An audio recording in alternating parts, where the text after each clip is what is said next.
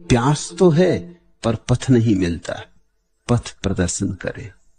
प्यास हो नहीं सकती। कहते हो प्यास है नहीं, क्योंकि प्यास ही तो पथ है। प्यास हो तो पथ मिल ही गया, प्यास से अलग पथ कहां। ये पथ इत्यादि की बातें तो प्यास की कमी के कारण पैदा होती। प्यास नहीं है तो हम पूछते हैं पथ कहां।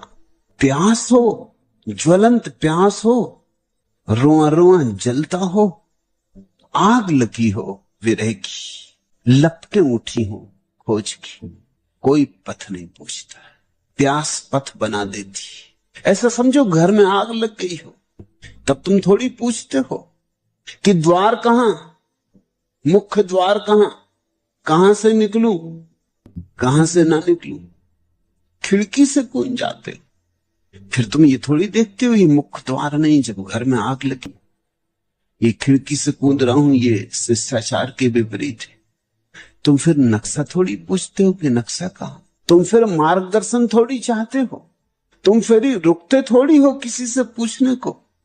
घर में आग लगी हो, तुम्हारे प्राण ऐसे आकुल हो जाते हैं निकलने को बाहर कि तुम राह खोज लेते हो। तुम्हारी आकुलता राह बन जाती है। राह इत्यादि की बातें तो लोग फुर्सत में पूछते हैं, असल में जब निकलना नहीं होता तब पूछते। तब वो कहते हैं कैसे निकलें, पहले राह तो पता हो, मार्गदर्शन तो हो।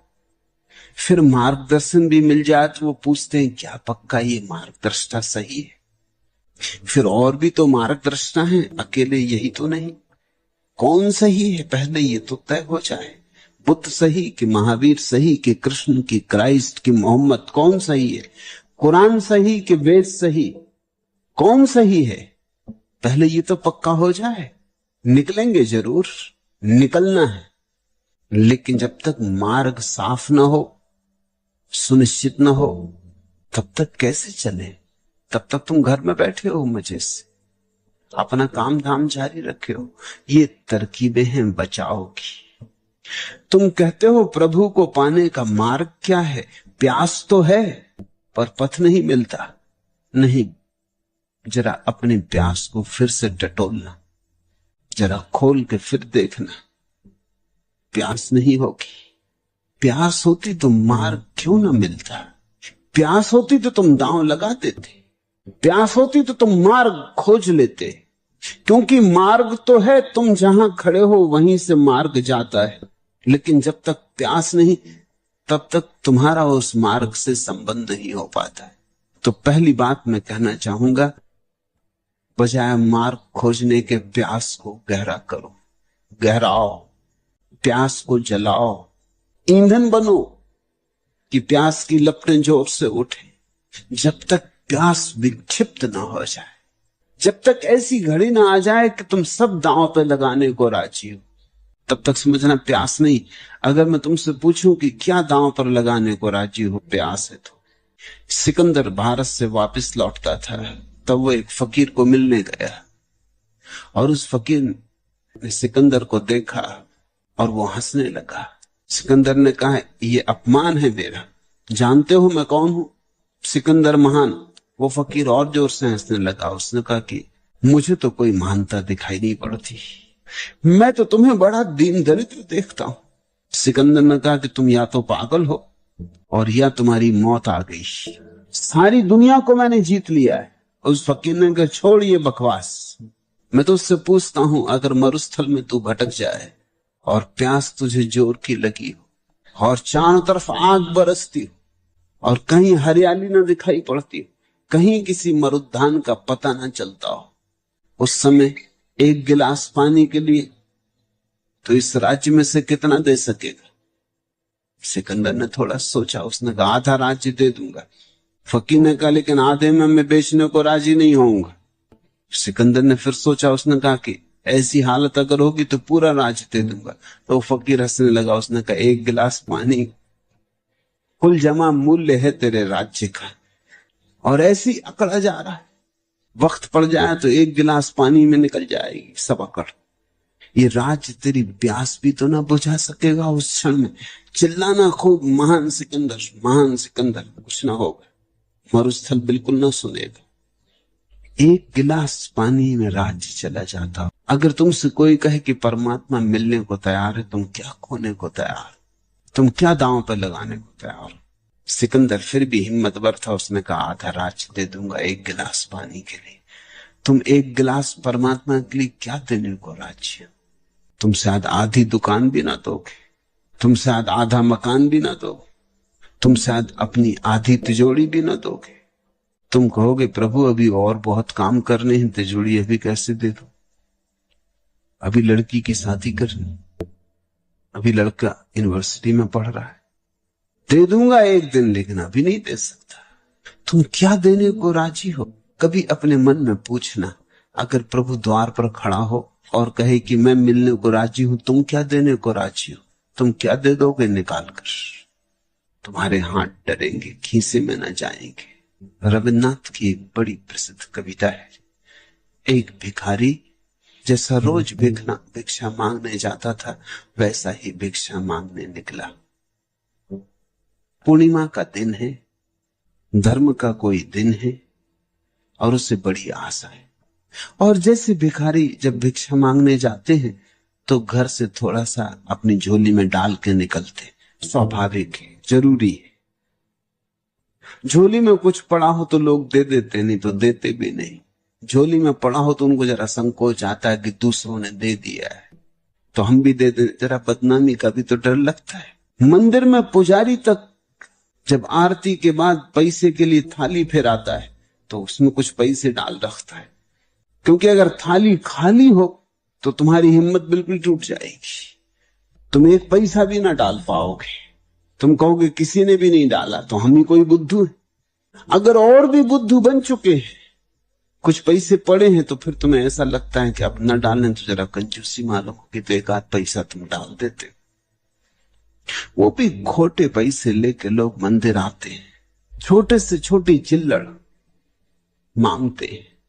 निकला था थोड़े से पैसे डाल के, थोड़े चने के दाने, थोड़े गेहूं, थोड़े चावल, और राह पर आया है कि देखा राजा का रथ आ रहा है, धूल उड़ा था। सुबह सूरज निकला है और उसका स्वर्ण रथ चमक रहा है। वो तो बड़ा गदगद हो गया, उसने कहा ऐसा कभी सौभाग्य नहीं मिला, क्योंकि राजा के महल में तो प्रवेश ही नहीं मिलता था, तो भिक्षा मांगने का सवाल ही न था। आज राजा राह मिल गया तो खड़ा हो जाऊंगा बीच में धूली फैला के, धन्य भाग है मेरे, कुछ न कुछ आज मिलने को। रथ आया, रुका भी, रुका तो भिखारी घबराया भी। कभी राजा के साथ साक्षात्कार भी ना हुआ था, और राजा नीचे उतरा भी, उतरा तो भिखारी बिल्कुल कब गया। और इसके पहले कि भिखारी होश जुटा पाता, अपनी झोली फैलाता, राजा ने अपनी झोली उसके सामने फैला दी और उसने कहा क्षमा करो। ज्योतिषियों ने कहा है कि अगर मैं भिक्षा मांगू तो राज्य बच सकता, अन्यथा राज्य पे बड़ा संकट आ रहा है। और ज्योतिषियों ने कहा आज सुबह में रथ पे निकलूं और जो आदमी पहले मिले उससे भिक्षा मांगू, क्षमा करो। माना कि तुम भिखारी हो और तुम्हें देने में बड़ी कठिनाई होगी, लेकिन अब कोई उपाय नहीं, राज्य को बचाने का सवाल है, कुछ ना कुछ दे दो, इनकार मत कर देना। तो भिखारी बड़ा घबरा है, कभी उसने दिया तो था ही नहीं, मांगा ही मांगा था। देने की कोई आदत ही ना थी, याद ही ना आती थी कि कभी उसने कुछ दिया हो। तुम जरा उसका संकट देखो, ऐसे ही संकट में तुम पड़ जाओगे परमात्मा अगर झोली फैला के सामने खड़ा हो जाए। तुमने भी मांगा ही मांगा है, प्रार्थना जो भी तुमने की है अब तक सब मांगों से भरी थी। तुमने देने के लिए कभी प्रार्थना की? तुम कभी प्रभु के द्वार पर कहे कि प्रभु मैं अपने को देना चाहता हूं, तू ले ले, कृपा करना, मुझे स्वीकार कर ले? तुम कुछ देने गए? तुम सदा मांगने गए? तुम भिखमंगे की तरह गए? वो भिखमंगा बहुत घबरा गया, इनकार भी ना कर सका क्योंकि राज्य पे संकट है, और राजा अगर नाराज हो जाए तो उसने झोली में हाथ डाला। हाथ डालता है, मुट्ठी भर के दे सकता था लेकिन मुट्ठी भरने की आदत ही ना थी। मजबूरी में एक चावल का दाना निकाल के उसने डाला। डालना कुछ था, डालना पड़ रहा था, राजा सामने खड़ा था। एक चावल का दाना। बात आई गई हो गई, राजा ने झोली बंद की, बैठा रथ पर और चला गया। धूल उड़ती रह गई, तब उसे होश आया, कह रहे मैं तो मांगना ही भूल गए, तो उल्टा ही हो गया। बड़ा दुखी। दिन भर में खूब भीख मिली, क्योंकि जो देता है वो खूब पाता भी है। हालांकि उसने बहुत कुछ ना दिया था, मगर फिर भी दिया तो था ही। भिकमंगे के लिए उतना भी बहुत था। उस दिन खूब भीख मिली, लेकिन फिर भी वो उदास था। एक दाना तो कम था। लाख मिल जाए इससे क्या फर्क पड़ता है, एक दाना तो कम ही रहेगा। और ये भी कैसा दुर्भाग्य का क्षण कि राजा के साथ मुलाकात हुई तो मांगने की जगह उल्टा देना पड़ा। बड़ी पीड़ा थी, बड़े बोझ से भरा झोला बहुत भर गया था उसका, लेकिन वो खुशी न थी। वो घर लौटा, पत्नी दौड़ी, ऐसा झोला कभी भर के ना आया था। पत्नी बड़ी खुश हो गई और उसने कहा धन्य भाग, आज बहुत कुछ मिला। उसने कहा छोड़ पागल, तुझे पता नहीं आज क्या गंवाया है, ये कुछ भी नहीं है। एक तो अपने पास का एक दाना गया, और इतना ही नहीं, जो मिलना था वो तो मिल ही नहीं पाया। राजा के साथ मिलन हो गया और कुछ मांग ना पाया। आज जैसा दुर्भाग्य का क्षण मेरे जीवन में कभी था ही नहीं। बड़े उदासी से उसने झोली उल्टाई और तब उस छाती पीट के रोने लगा, क्योंकि उस झोली में उसने देखा कि एक चावल का दाना सोने का हो गया। तब वो छाती पीट कर रोने लगा कि मैंने सब क्यों ना दे दिया, तो सब सोने का हो जाता। देने से सोने का होता है, मांगने से तो सोना भी मिट्टी हो जाता है, देने से मिट्टी भी सोना हो जाती है। इसलिए तो शास्त्र दान की इतनी महिमा गाते। अगर प्यास है तो देने की तैयारी करो, और छोटी मोटी चीजें देने से ना चलेगा, स्वयं को देना पड़ेगा। क्योंकि छोटी मोटी चीजें तो मौत तुमसे छीन लेगी, उनको देख के तुम कोई परमात्मा पर आभार नहीं कर रहे। जो मौत तुमसे न छीन सकेगी वही देने की तैयारी हो, तो परमात्मा अभी मिल जाए, इसी क्षण मिल जाए। द्वार पर खड़ा है, दस्तक भी दे रहा है, लेकिन तुम डरते हो कि कहीं कोई भिखमंगा ना खड़ा हो। तुम अपने बेटे को भेज देते हो कि कह दो कि पिताजी बाहर गए। तुम कहते हो कि प्यास है, मैं मान नहीं सकता, क्योंकि जिसको भी कभी प्यास पैदा हुई, परमात्मा प्यास के पीछे पीछे चला आया है। ओ गीले नैनों वाली ऐसे आंज नयन, जो नजर मिलाए तेरी मूरत बन जाए। ओ प्यासे अधरों वाली इतनी प्यास जगा, बिन जल बरसाए यह घनश्याम न जाना पाए। बिन जल बरसाए यह घनश्याम न जाने पाए।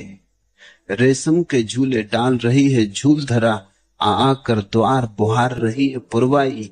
लेकिन तू धरे कपोल हथेली पर बैठी है, याद कर रही जाने किसकी निठराई। जब भरी नदी तू रीत रही, जी उठी धरा तू बीत रही। ओ 16 सावन वाली ऐसे शेष सजा, घर लौट न पाए जो घूंघट से टकराए। ओ प्यासे अधरों वाली इतनी प्यास जगा, बिन जल बरसाए यह घनश्याम न जा पाए। बादल खुद आता नहीं समंदर से जलकर, सुनो, बादल खुद आता नहीं समुंदर से चलकर, प्यास ही धरा की उसे बुलाकर लाती है। जुगनू में चमक नहीं होती, केवल तम को छूकर उसकी चेतना ज्वाल बन जाती है। सब खेल यहां पर है धुन का, जग ताना बाना है गुण का। और 100 गुण वाली ऐसी धुन की गांठ लगा, सब बिखरा जल सागर बन बन कर लहराए। वो प्यासे अधरों वाली इतनी प्यास जगा, बिन जल बरसाए यह घनश्याम न जा पाए। घनश्याम तो घिरे, बादल तो उमड़ घुमड़ रहे, मेघ तो सदा से मौजूद रहे, तुमने पुकारा नहीं।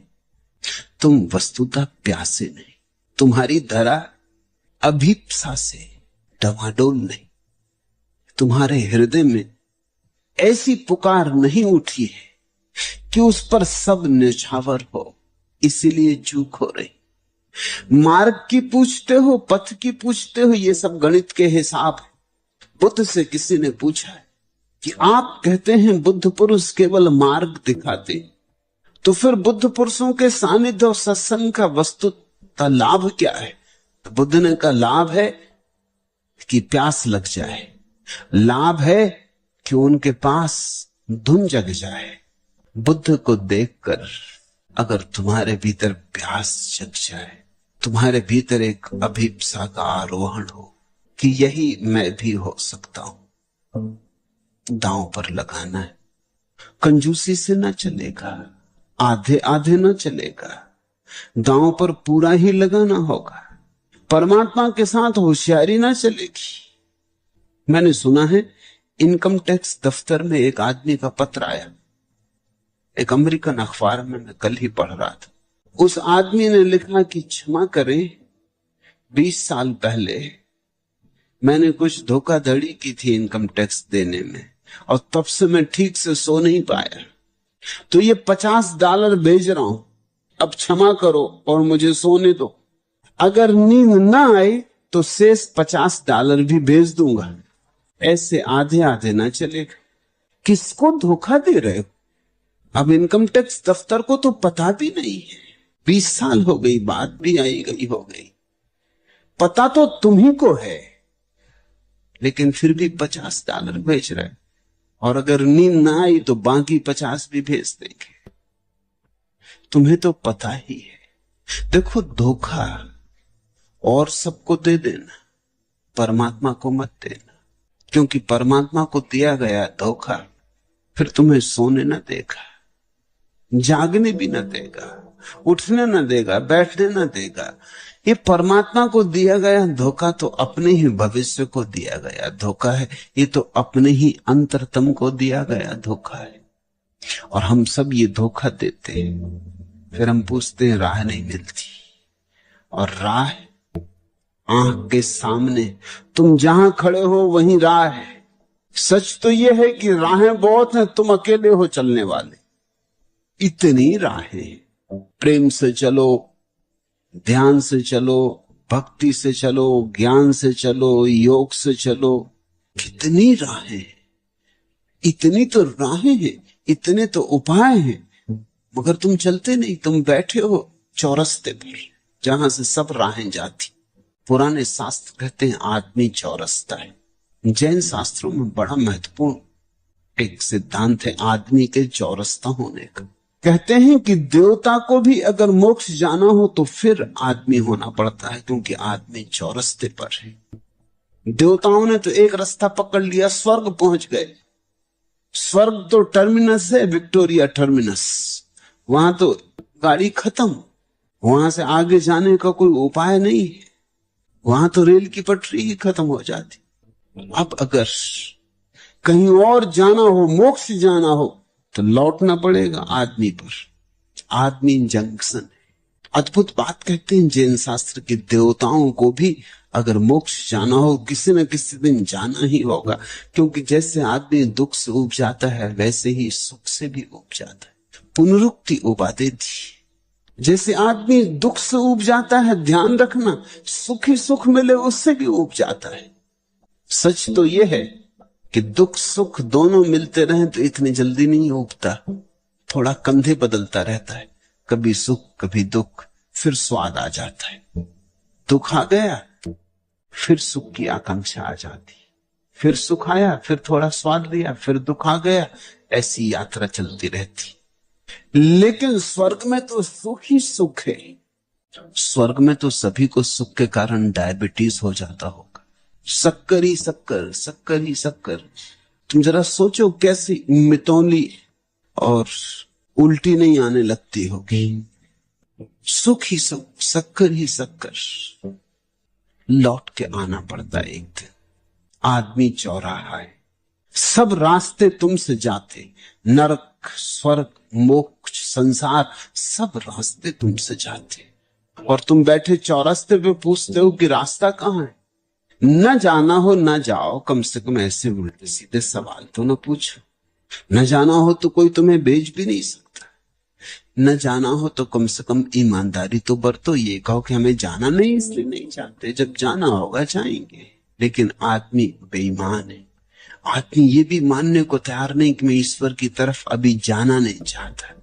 आदमी बड़ा बेईमान, हाथ फैलाता संसार में, कहता जाना तो ईश्वर की तरफ चाहते, लेकिन करें क्या, रास्ता नहीं मिलता। तो पतंजलि ने क्या किया है, तो अष्टावक्र ने क्या दिया है, तो बुद्ध महावीर ने क्या दिया, रास्ते दिए। सदियों से तीर्थंकर और बुद्ध पुरुष रास्ते दे रहे हैं, तुम कहते हो रास्ता क्या है। इतने रास्तों में से तुमको नहीं मिलता, एक आध रास्ता मैं और बता दूंगा, तुम सोचते हो इससे कुछ फर्क पड़ेगा। यही तुम बुद्ध से पूछते रहे, यही तुम महावीर से पूछते रहे, यही तुम मुझसे पूछ रहे हो, यही तुम सदा पूछते रहोगे, समय के अंत तक तुम यही पूछते रहोगे, रास्ता नहीं। लेकिन बेईमानी कहीं गहरी, तुम जाना नहीं चाहते। पहले वही साफ सुथरा कर लो, पहले प्यास को बहुत स्पष्ट कर लो। मेरे अपने अनुभव में ऐसा है, जो आदमी जाना चाहता उसे पूरा संसार भी रोकना चाहे तो नहीं रोक सकता। तुम खोजना चाहो खोज लोगे, और जब तुम्हारी प्यास बलवती होती है, लपट की तरह जलती है, तो सारा अस्तित्व तुम्हें साथ देता है। अभी तुम खोजते तो धन हो और बातें परमात्मा की करते, खोजते तो पद हो, बातें परमात्मा की करते, खोजते कुछ हो, बातें कुछ और करते हो। बातों के जरिए तुम एक धुआं पैदा करते अपने आसपास, जिससे दूसरों को भी धोखा पैदा होता है, खुद को भी धोखा पैदा होता है। दूसरों को हो इसकी मुझे चिंता नहीं, लेकिन खुद को धोखा पैदा हो जाता है। तुमको खुद लगने लगता है कि तुम बड़े धार्मिक आदमी हो। देखो कितनी चिंता करते हो, सोच विचार करते हो। मैंने सुना है कि लंका में एक बौद्ध भिक्षु हुआ, उसके बड़े भक्त थे, हजारों भक्त थे। जब वो मरने को हुआ, आखिरी दिन उसने खबर भेज दी अपने सारे भक्तों को कि तुम आ जाओ, अब मैं जाने को। काफी उम्र 90 वर्ष का हो गया था। कोई 20,000 उसके भक्त इकट्ठे हुए और उसने खड़े होकर पूछा कि देखो अब मैं जाने को, अब दोबारा मेरा तुम्हारा मिलना ना होगा, इसलिए अगर कोई मेरे साथ निर्वाण में जाना चाहता हो तो खड़ा हो जाए। लोग एक दूसरे की तरफ देखने लगे, जो जिसको निर्वाण में भेजना चाहता था उसकी तरफ देखने लगा। लोग इशारा करने लगे कि चले जाओ, जो जिसको हटाना चाहता था उससे कहने लगा अब क्या बैठे देख रहे हो, भाई हमें तो अभी दूसरी झंझटें और काम, मगर तुम क्या कर रहे हो, तुम चले जाओ। कोई उठा नहीं, सिर्फ एक आदमी हाथ उठाया, वो भी उठा नहीं, हाथ उठाया। तो उस बौद्ध भिक्षु ने पूछा कि मैंने कहा उठ के खड़े हो जाओ, हाथ उठाने को कहा। उसने कहा कि इसी डर से तो मैं सिर्फ हाथ उठा रहा हूं, मैं सिर्फ ये पूछना चाहता हूं कि रास्ता क्या है, स्वर्ग जाने का, मोक्ष जाने का या निर्वाण जाने का, रास्ता बता दें आप। क्योंकि अभी इसी वक्त जाने की मेरी तैयारी नहीं, मगर रास्ता पूछ लेता हूं, क्योंकि दोबारा आप मिले ना मिले, रास्ता काम आएगा। जब जाना चाहूंगा रास्ते का उपयोग करूंगा। उस बौद्ध भिक्षु ने कहा कि रास्ता तो मैं आज कोई 50 साल से बता रहा हूं, कोई चलता नहीं। इसलिए मैंने सोचा कि जाते वक्त अगर कोई जाने को राजी हो तो लेता जाऊं। अब भी कोई राजी नहीं। तुम कहते हो परमात्मा से मिलना है, प्यास नहीं, अपनी प्यास को फिर जांचना। प्यास नहीं, अन्यथा तुम मिल गए होते। परमात्मा और तुम्हारे बीच प्यास की कमी ही तो बाधा है। जलती प्यास ही जोड़ देती है, ज्वलंत प्यास ही पथ बन जाती है।